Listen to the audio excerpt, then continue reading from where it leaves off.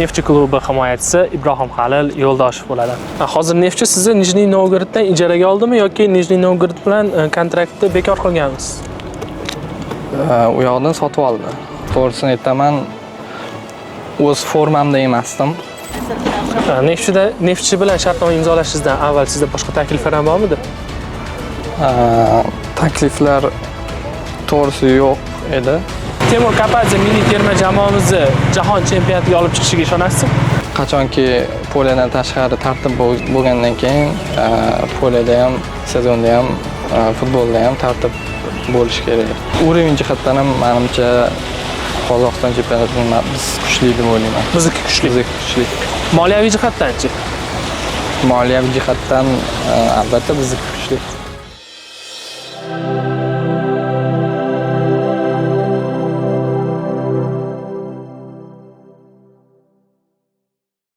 Assalomu alaykum Qobiljonov o'z YouTube kanali kuzatuvchilari. Biz Antaliyadan eksklyuziv intervyularimizni sizlarga taqdim qilishda davom etamiz va bizning bu galgi mehmonimiz Neftchi klubi himoyachisi Ibrohim Halil Yo'ldoshev bo'ladi. Assalomu alaykum. Assalomu alaykum. Taklifimizga yo'q demasdan rozi bo'lganingiz uchun rahmat. O'zi sizga Neftchi bilan kontrakt qo'yganingizda aloqaga chiqdik. Chunki o'sha paytda o'zi bu yoqqa kelishni reja qilib turdik. Shunga tayyorlanib turdim o'zi. Mana. Yo'q. Ya unaqa qiyin intervyu bo'lmaydi. Chunki sizni intervyungizni ko'rganman, o'sha yerda o'tirganman. Birinchi bergan intervyungiz Hojimat Erkinov bilan birgalikda Toshkent saytga borgandingiz. Toshkentda. Ha. Undan keyin Hojimat bilan yana bitta oldik. Endi siz bilan ham olsak, menimcha mantiqan ham to'g'ri bo'lardi. Orada ancha yil o'tdi. Faoliyatingizda ham ancha o'zgarishlar bo'ldi. Legioner sifatida o'ynadinglar. Birinchi savolim shu Neftchiga qo'shilishingiz haqida. Bu jarayon qanday kechdi? Qanday Neftchi bilan shartnoma imzoladingiz? Neftchi sizga qachon aloqaga chiqqandi? Avvalambor assalomu alaykum. Xo'p, Neftchiga o'tish borasida shu Neftchi menga shu yanvarda chiqishdi menga. U payti men Qayratda edim. Lekin u payti Qayrat arenda vaqti tugagandi, noyabr tugagandi. U payti men komandasiz desam ham bo'ladi. Erkin agent. Yo'q, erkin agent emas. Men Nijniy Novgorod bilan shartnomam bor edi 2025 gacha. O'sha payti Qayratda trenovka qilib turdim. U payti lekin Qayrat ham o'z safiga qo'shib olmoqchi edi. Shunaqa gaplashuv переговор ketayotgandi. Ham Qayrat bilan olib qolish borasida Qayrat o'zida. Xo'p, keyin shu Neftchi chiqishdi. Neftchiga chiqish sababi Qayrat shunaqa vaziyat bo'lib qoldiki, Qayratda to есть Qozog'iston chempionatida prezident almashdi. Prezident almash shu federatsiyasi anasi prezident rahbari o'zgargani uchun u yangi qonun qanaqadir o'qibdi. O'tgan yili Qozog'iston chempionatida 12 ta legioner bo'lgan. Bu yil 10 ta qilib qo'ygan. Legionerlar limiti qisqargani uchun men hozir shartnomam tugaganman. Kontraktim tugagan, arenda kontraktim. Shunda meni agar olib qolish niyati bo'lganda Qayratda menga pul to'lash kerak edi, o'sha limit oshirgani uchun. Ha, tushundim. 10 ta limitga tekin, o'sha 11-pul to'laydi. Ha, shunaqa bo'ldi. Keyin men ular aytishdiki, shu olib qola olmaymiz. Shu boshqa komanda agentlar qidirishni boshladi. Shunaqa desam bo'ladi. Keyin shu Neftchi chiqishdi. Deyarli shu bir hafta trenovka qilganimdan keyin o'ylab shu qarorga keldim Neftchiga. Hozir Neftchi sizni Nijniy Novgoroddan ijaraga oldimi yoki Nijniy Novgorod bilan kontraktni bekor qilganmisiz? U yoqdan sotib oldi. Sotib oldi. Yaqinda shu klub sport direktori Shahboz Beg'anov bilan intervyu qilganmiz, yo biz sotib olmadik dedi. Bilmadim men. Chunki Parenen bilan 2025-yil dekabr oyigacha shartnomam bor edi. Bilmadim, adashmovchilik bo'lgandir. Globally shu Neftchiga bo'ldi. Nijniy bilan sizni hech qanaqa bog'lab turgan yo'q, joy qolmadi. Yo'q. Nijniy Novgorodga o'tganingizda boshida o'ynadingiz, keyinchalik zaxirada qolib ketdingiz va klub sizni ijaraga berishni boshladi. O'zi umuman bu klubdagi faoliyatingizni qanaqa eslaysiz? Hop, Nijniy Novgorodga birinchi o'tgan paytim, o'z bilasiz, Aleksandr Kirjakov meni o'sha payt Paxtakorda o'ynagan paytim o'zi chiqib menga agent bilan bu anoni aytganman boshqa intervyularda ham, u o'zi chiqib telefon qilib men seni shu komandamni ko'rishni xohlayman degan. Keyin men o'zi to'g'risini aytaman, Nijniy Novgorod u paytda men bilmagandim. Chunki Nijniy Novgorod o'sha paytda birinchi bo'lib RPLda chiqqan. Keyin menga endi agentlar aytishgan, shunaqa jamoa RPLda o'ynaydi bu yil. Keyin men ko'rib chiqdim, shu men samый главный o'sha Aleksandr Kirjakov baribir hamma taniydigan murabbiy, hamma biladi qanaqa. Menga shu eng katta gapi shu, men seni o'ynataman, o'yin praktika bo'ladi degandan keyin men u yoqqa o'tishga qaror qilganman. Va u yoqda o'ynadim. U yoqda trenerlar o'zgardi, 3-4 ta trener o'zgardi. Aleksandr Kirjakov shu 1 yildan keyin ketdi, boshqa trener bo'ldi. Men aytolmayman, u yoqda ancha katta tajriba oldim deb o'ylayman. U yoqdagi o'yin amaliyoti ham yaxshi bo'ldi boshlarida.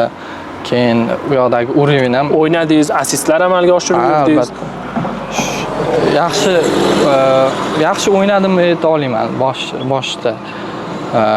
Keyin trener o'zgargan bois ba'zi baribir trenerlar o'zgarish taktikasi o'ziga yarasha anisi bo'ladi. Nima desam bo'ladi, xarakteri yoki futbolchilarning qanday qarashi o'zini jamoasiga.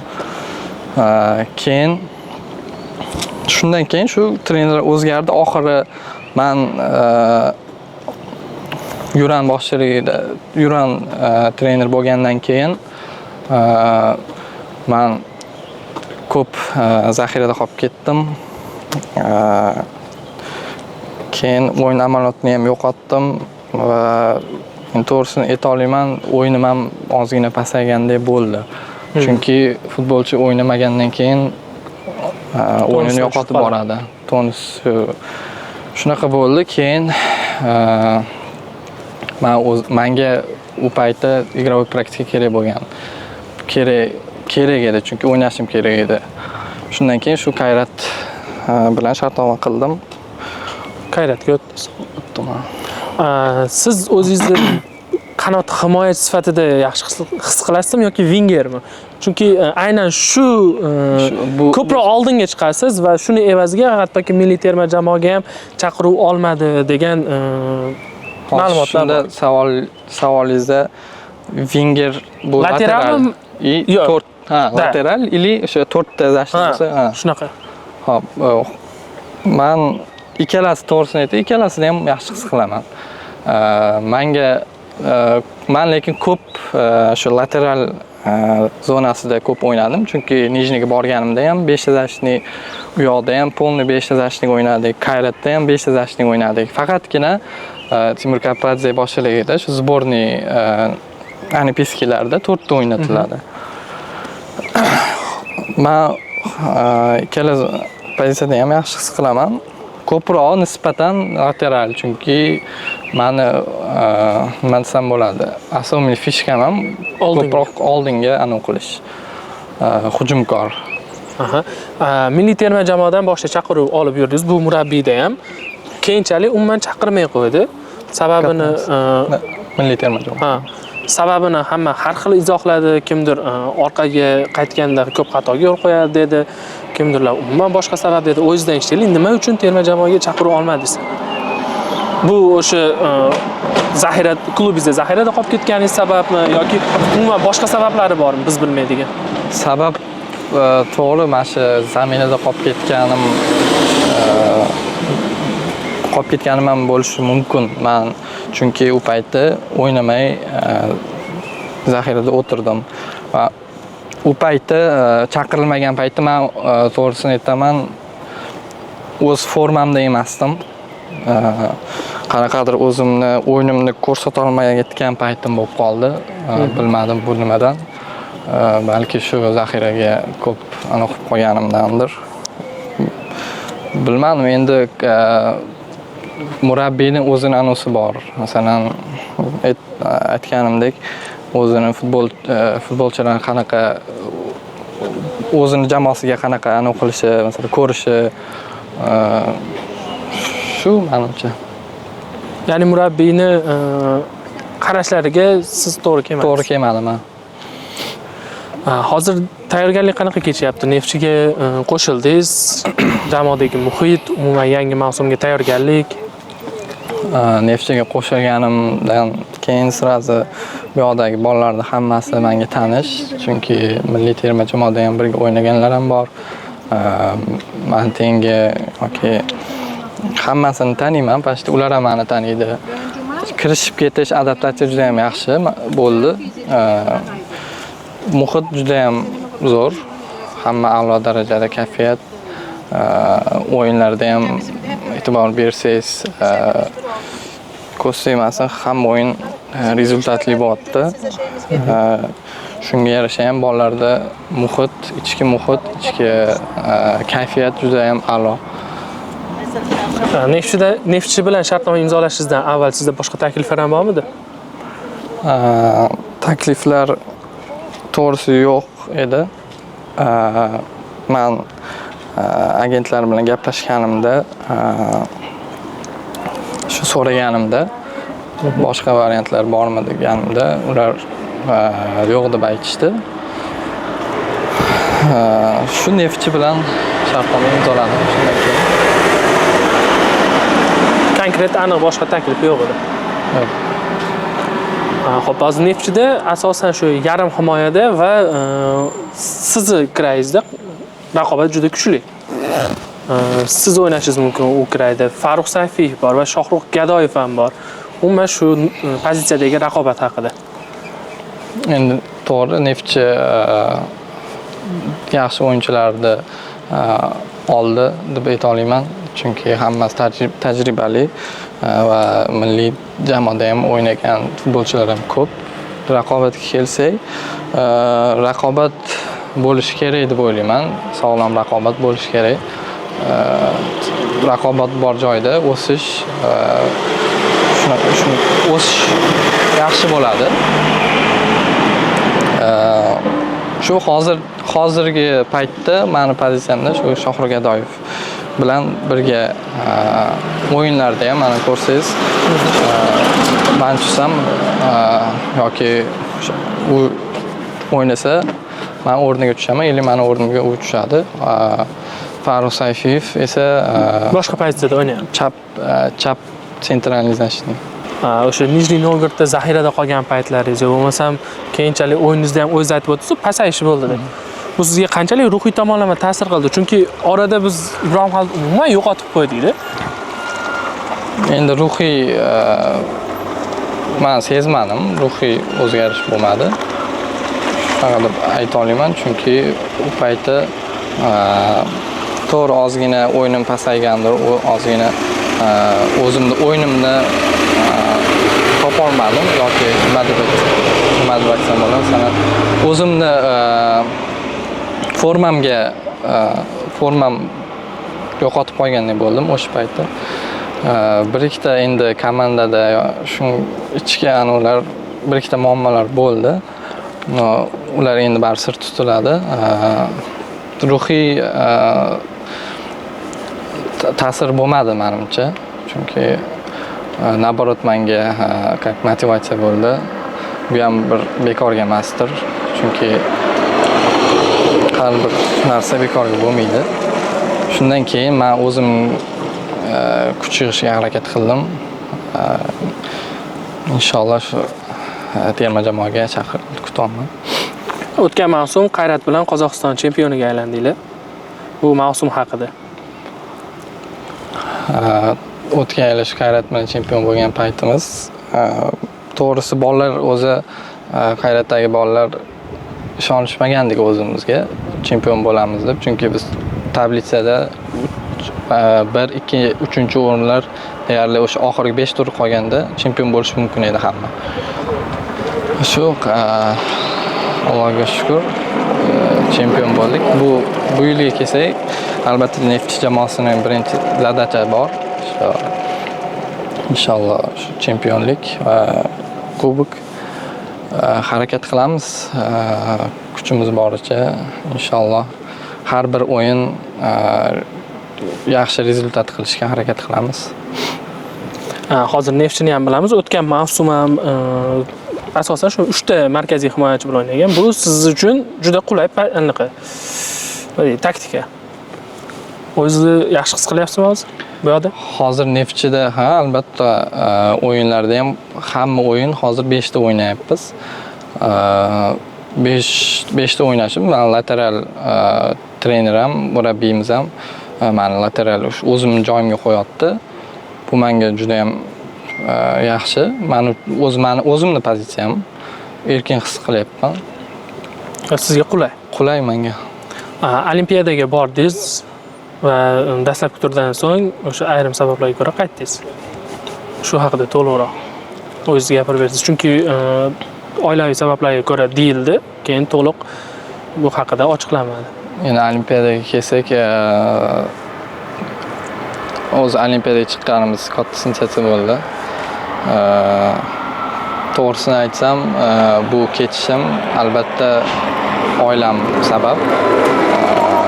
Qizim betob bo'lib qolgani uchun, og'ir kasal bo'lib qolgani uchun men majbur bo'ldim. Endi men o'ylaymanki, har bir inson oilasini tashlab o'qimasa kerak deb o'ylayman. Har bir inson kimnidir kasal bo'lib qolsa yoki даже bunaqa ishini ham tashlab ketish kerak bu yoqda. Shu katta sabablarni, katta sabab shu oilam, qizim betob bo'lgani uchun, kasal bo'lib qolgani uchun ketishga majbur bo'ldim. Timur akaga birinchi bo'lib gaplashdim. Shunaqa qizim betob bo'lib qoldi. Ruxsat so'radim. Avvalambor minnatdor rahmat aytmoqchiman shunaqa payt vaziyatda tushungani uchun. Terma jamoamizda murabbiy o'zgardi. Strishka Katanes o'sha sog'liqdagi muammolar sababli o'z postini tark etdi va sizga begona bo'lmagan murabbiy, Olimpiya terma jamoamiz murabbiyi Temur Kapadze bosh murabbiy etib tayinlandi. Bu o'zgarish haqida fikringiz? Bu o'zgarish avvalambor shu Strishka Katanes sog'liq tilab qolaman. Temur Kapadze bo'lganidan keyin albatta menga tanish murabbiy va qo'l ostida ham shug'ullanganman, birga ishlaganmiz. Nima deb ayta olaman? Inshaalloh tarkib bo'yicha ham baribir trener o'zi biladi nima qilishni va rezultat yoki o'yinlarga ham hozirgi vaziyatda jahon chempionatiga chiqish shansimiz juda ham yaxshi va bu glavnis bolalarni anosida bolalarni ham qo'lida deb ayta olaman, chunki bu trener o'zgaradi yoki bo'lishi ham to'g'ri. Masalan, katta sabab birinchi bo'lib men o'ylaymanki shu futbolchilarning o'ziga ham bog'liq. Temur Kapadze tayinlangandan keyin auditoriya ikkiga bo'lindi-da. Ayrimlar xorijdan murabbiy olib kelish kerak edi dedi, lekin bizda vaqt juda qisqa, 4 oy va 4 oyda 2 ta o'yin bor. 4 ta o'yin bor. Martda 2 ta o'yin va iyunda 2 ta o'yin. Siz Temur Kapadze milliy terma jamoamizni jahon chempionatiga olib chiqishiga ishonasizmi? Siz auditoriyani qaysi tomondasiz? Endi men auditoriyani hech qaysi tarafida emasman. Men o'zimni fikrim, albatta ishonaman. Chunki bu trener men o'zim bilaman, begona emas, aytib o'tganimdek va yaxshi potensialga ega trener va taktika jihatdan ham juda ham yaxshi trener deb ayta olaman. Men ishonaman. Inshaalloh Alloh nasib qilsa jahon chempionatiga chiqamiz. Siz Katanes xolosida ham milliy terma jamoaga chaqirib olgansiz. Timur Kapadzeda ham juda ko'p chaqirib olgansiz Olimpiya terma jamoasiga. Bilamiz endi Katanes baribir tajribali mutaxassis. Kapadzeni Katanesdan ustunligi nimada? Kapadzeni Katanesdan ustunligi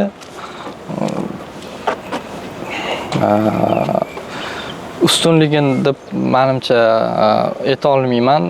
Nisbatan solishtiriladigan jihatlari bor. Masalan, Katanets chaqirilgan o'sha birinchi qo'l ostida jamoa yig'ilganda, birinchi bo'lib trener bo'lganda, u hamma biladi. Futbolchilar, o'sha milliy terma jamoada o'ynaydigan futbolchilar hamma biladi. Işte u juda ham tartib jihatdan, disiplina jihatdan shunga qaraydi va tartib o'rnata oldi terma jamoada.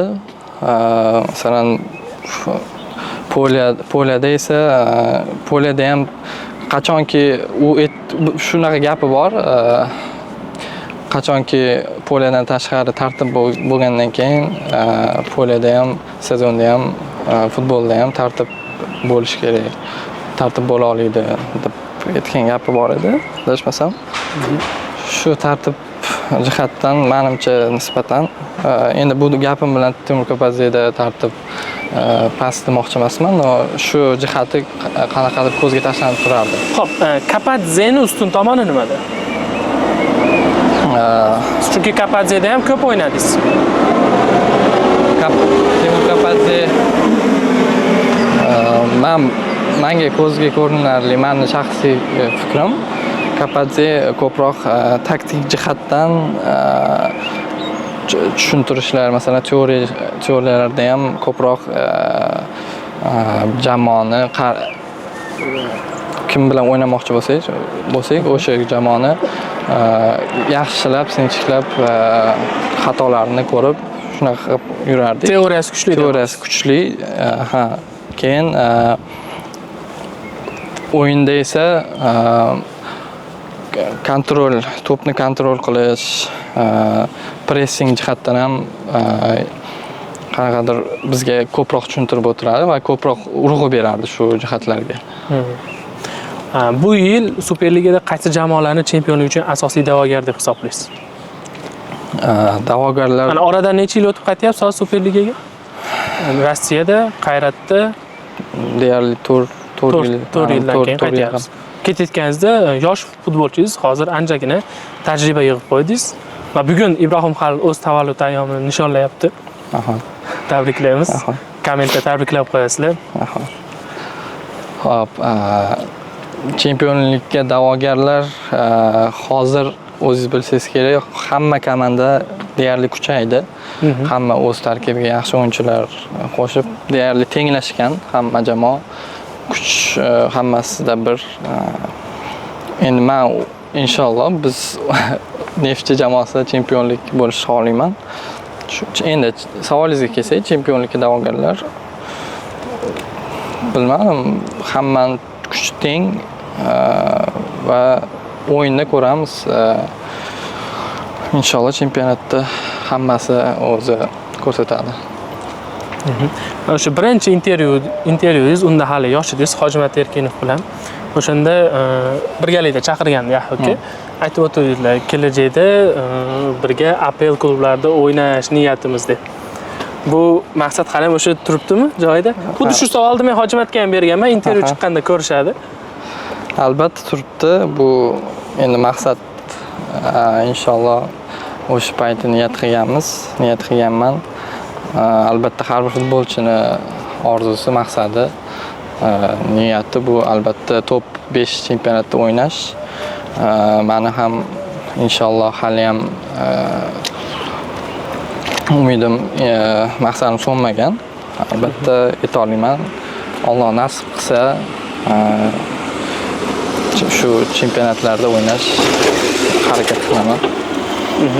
Mana hozir ko'plab jamoalar, ko'plab murabbiylar bilan birgalikda ishladingiz. Faoliyatingiz davomidagi eng zo'r 3 ta murabbiy kimlar? Birinchi ochir Stanislav Kudryashov, meni birinchi trenerim, birinchi endi professional jihatdanmi yoki Professional jihatdan. professional jihatdan endi u trener bilan men professional jamoada birga ishlamaganman. Akademiya payti, shu dubl payti ishlagan bo'lsam, endi undan tashqari men professional ishlagan menga eng yoqqan murabbiy birinchi Shotar Viladze bo'ladi. Boshqa uровень edi. To'g'risi hamma biladi Paxtakordagi o'yinchilar. Ikkinchisi Aleksandr Kirjakov va uchinchisi Temur Kapadze. Bularni qay biridan eng ko'p narsa o'rgangansiz? Eng ko'p narsa Yoki mana boshqacha qilaylik buni. Kudryshovdan aytmadik. Kirjakovdan nima o'rgangansiz? Shota Arveladzedan nima o'rgangansiz va Kapadzedan? Hop, Aleksandr Kirjakovdan masalan u yoqqa borgan paytim men lateral pozitsiyasida birinchi o'ynaganman. U menga shu pozitsiyada o'yin sirasolarini men bilmagan narsalarni ko'p narsalarni men o'sha murabbiydan o'rganganman. Ya'ni men oldin to'rttazashnik sifatida o'ynagan bo'lsam, shu chapkirashnikda o'ynagan bo'lsam, oldiga bu pozitsiyada oldiga kamroq borish kerak, chunki oldingizda winger bo'ladi. Ko'proq zashtaga e'tibor berishingiz kerak. Lateralda ko'proq oldinga chiqsangiz ham bo'ladi. Shunda Aleksandr Kirjakov menga shu oldinga chiqib ko'proq ataka qilishimni va 3-zonada ko'proq o'yinni o'zimga olishimni ta'kidlagan ko'proq va menda shunaqani sezgan.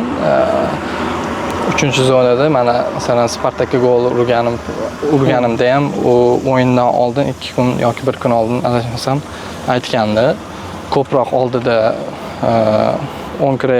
Onkrada podacha bo'layotgan payti ko'proq o'sha shtrafni plashatkada ko'proq aniqol o'sha yerda yur, chunki o'sha yerda to'p sen gol urishing kerak, sen pozitsiyang gol urishli pozitsiya deb ta'kidlagan. Men shu narsalarni men ko'proq o'rganganman. Endi Shotar Viladzeda to'g'risini aytsam ko'p vaqt ishlamadik desa ham bo'ladi, chunki men u payti как dublda ham o'ynagandim. Mana dublda o'ynardim и aslida ba'zi bir o'yinlarga chaqirilib va ikkinchida ham asosan tushardim.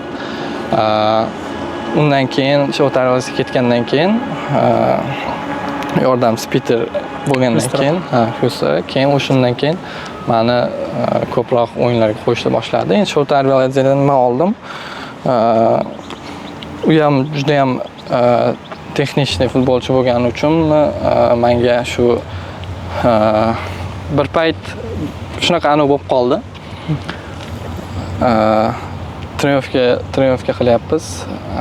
Triumfdan keyin hujumchilarga podacha qilish kerak bo'ldi. O'ng kira, chap kirayda men turibman. Keyin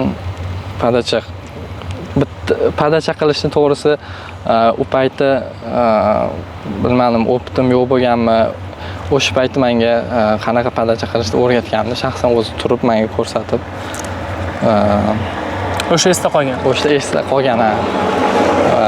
Shular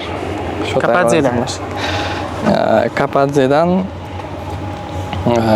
taktik jihatdan aytsam, taktik jihatdan ko'proq narsa oldim. Himoya va himoyada qanaqa qilish, masalan, taktik jihat harakat qilish, sxema bo'yicha ko'p jihatlari menga asqotgan. O'tgan mavsum mana Qozog'iston chempionatida o'ynadingiz va bizni chempionatni ham bevosita kuzatgan bo'lishingiz kerak, baribir. Shu televizorda, shu internetda kuzatdim. Farq qay darajada? Biz Qozog'iston chempionatidan o'tib ketdikmi? Yoki Qozog'iston chempionati oldindanmi? Endi qarang, bitta narsada hozir mendan ko'pchilik so'raydi, futbolchilar Qozog'iston chempionati kuchlimi yoki O'zbekistonnikimi? O'zi ikkala chempionatning o'ziga yarasha plus minus taraflari ham bor. Minus taraflari masalan aytib o'tish mumkin, Qozog'iston chempionatida organizatsiya, sharoit ayta olaman. Masalan, polilar jihatdan ancha O'zbekistondan ancha kuchsiz deb o'ylayman. Chunki O'zbekistonda deyarli barcha hamma polilar tabiiy, u yoqda sun'iy qoplamali. O'yin jihatdan o'yin yoki Qozog'iston chempionatida fizически menimcha bo'ydor futbolchilar yoki legionerlar ko'p. Masalan, O'zbekistonga qaragan legionerlar ko'p. Endi hozir bu baribir limit bilan bog'liq. Aytib o'tdingiz, 10 ta bo'lsa bizda 6 ta. Hozir 12 ta bo'libdi. Ha, bizda 6 ta. Ha, shunisiga ham mo'jlanuvdir. Men farqni sezganim shu fizически jihatdan kuchliroq menimcha Qozog'iston chempionati, lekin O'zbekiston chempionati ham men masalan Neftchiga kelib o'sha sezonman shu Qozog'iston chempionatidan menimcha o'yin jihatdan yoki uровень jihatdan ham menimcha Qozog'iston chempionatidan biz kuchli deb o'ylayman. Bizniki kuchli. Bizniki kuchli. Moliyaviy jihatdan-chi? Moliyaviy jihatdan albatta bizniki kuchli. Ha, moliyaviy jihatdan bizniki kuchlimi? Nimaga unda bizdagi futbolchilar Qozog'iston chempionatiga yo'l olyapti? Asosiy sabab baribir bu yerda moliyaviy holat bo'lyapti-da, Qozog'istonga ketayotgan. Misol sizda Qozog'iston chempionatingizga borishingizda ham moliyaviy sabab birinchi o'rinda turganmi? Moliyaviy deb ayta olmayman. Boshqa sabablari ham bo'ldi. Endi men bu yerda ayta olmayman. Lekin shu savolingizga kelsak, shu moliyaviy jihatdan menimcha O'zbekiston ozgina bo'lsa ham endi yaxshiroq ha. Sharoiti shu. Endi pul desak, ha. Maosh taraflama bizniki. Ibrohim Halil vaqtingizni ajratganingiz uchun yana bir marta kattakon rahmat aytamiz. Hozir bitta otelda aylanib keldik. Xudo xolasa, nasib chempion bo'lsanglar, Neftchi bilan yana bitta intervyu va'da. Katta intervyu qilamiz. Bunisi O'zbekistonda bo'ladi. Rahmat kattakon. Rahmat.